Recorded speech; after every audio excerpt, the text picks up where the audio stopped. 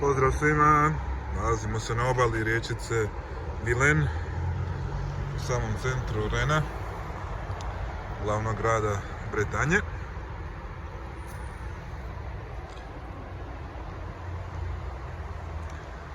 I tu ćemo obići sami centar grada i najvažnije znamenitosti.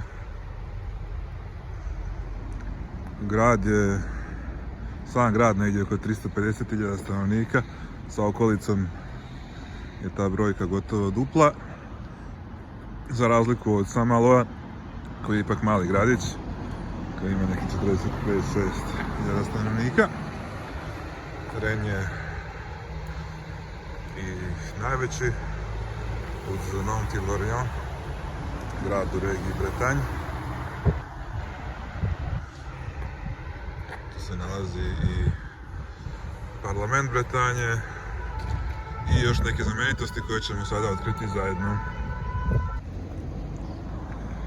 Ovo je park i palača Svetog Đorđa. Ovdje u 11. stoljeću bila opatija, benediktinska opatija.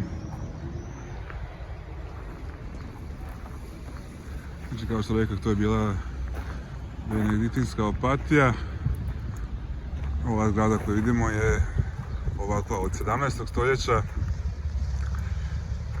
Prije nekih 100-tinjak godina je nacionalizirana od strane države i sada su u njoj uglavnom administrativne stvari kao neki aneks općine.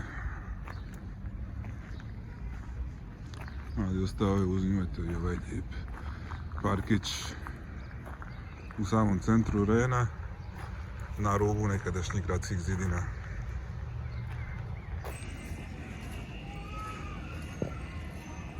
Vidimo je crkva Saint-Germain u samom strogom centru grada. Središnja crkva u Renu, na istoimenom trgu koji je u radovima. Bretanjci imaju svoj jezik koji je jako različit od francuskog. Evo, ovdje ćemo vidjeti na tabli, znači gore na francuskom Place Saint-Germain i na bretonskom Place Saint-Germain. Potpuno drugačije.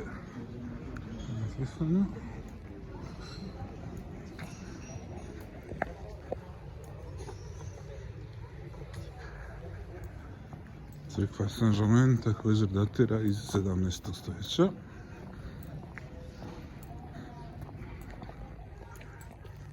A ovdje gore idemo prema općini i parlamentu.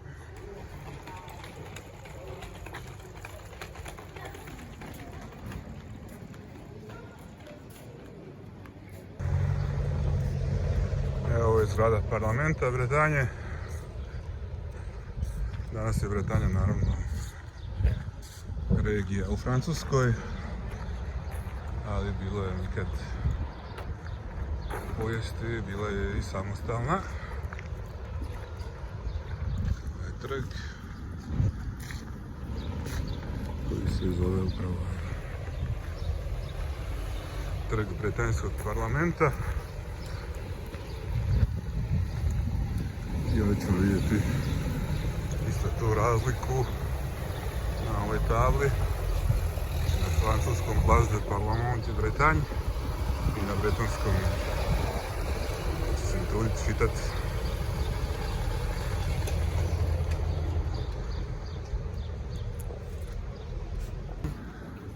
Ovo je znači trg parlamenta Bretanje i samo par koraka dalje dolazimo do Trga Republike, središnjeg gradskog trga, gdje se nalazi i zgrada općine, odnosno gradskog vijeća Rena.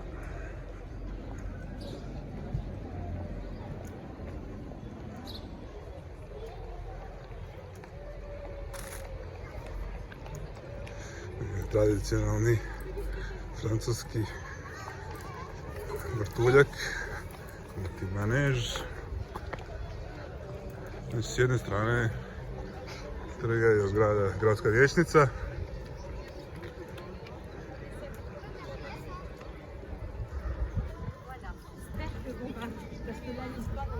Ulica sa trgovinama.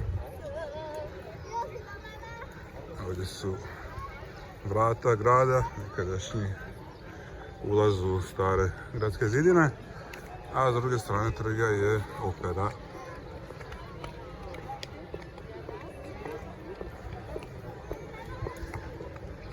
A evo i vjenčanja. Subota je 20 do 12.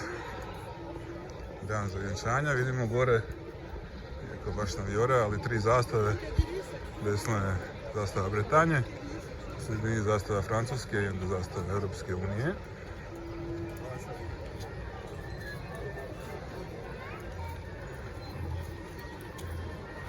Sada spustiti do gradskih vrata. Nekadašnjeg ulaza u grad Rennes, stari grad. Ono što nas zanima, van stari gradske zidine su uglavnom zgrade, naselja, trgovine koje su svuda iste. Ovo je crkva Sn. Žulomen, koje smo prošli malo prije. Dolazimo ponovo do rijeke Vilaine koja je u samom centru grada u podzemlju. Znači, vidjet ćemo gdje ulazi pod zemlju tamo kasnije.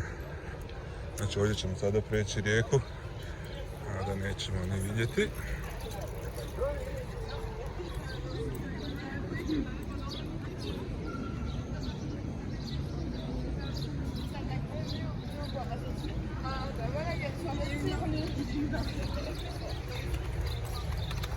Ovo je samo središte terena, autobusna stanica, čvorište, imamo autobus za aerodrom i metro, linija A, metroa.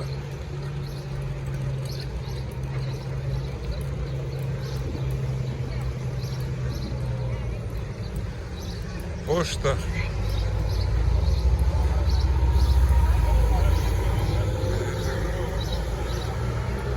Ulazak gradske zidine. Još jedan pogled na Trg Republike, znači gradske bicikli i kao što rekao veliko čvorište autobusa i metroa. A ovdje ćemo vidjeti i riječicu Vilaine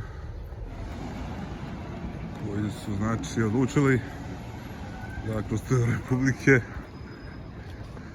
stave da prolazi ispod zemlje, znači osim umjesto običnog mosta napravili su recimo tako veliki most. Na samoj obali rijeke Vilaine, nedaleko od Trga Republike, nalazi se i muzej, Musée des Beaux-Arts, ili doslovno prevedeno Muzej lijepe umjetnosti. A s ovim ćemo i završiti ovaj kratki video o Rennesu. Vidjeli smo najvažnije znamenitosti, sami strogi centar Rennesa. Još nekako dalje kasnije, već tamo počinju naselja, visoke zgrade, trgovački centri i sve ono što imamo i u svim ostalim gradovima. Simpatičan gradić, glavni grad regije Bretagne. Nadam se da vam se svidio ovaj kratki video i da ste uživali u njemu. Hvala vam na gledanju i vidimo se uskoro sa sljedećim videom. Pozdrav svima!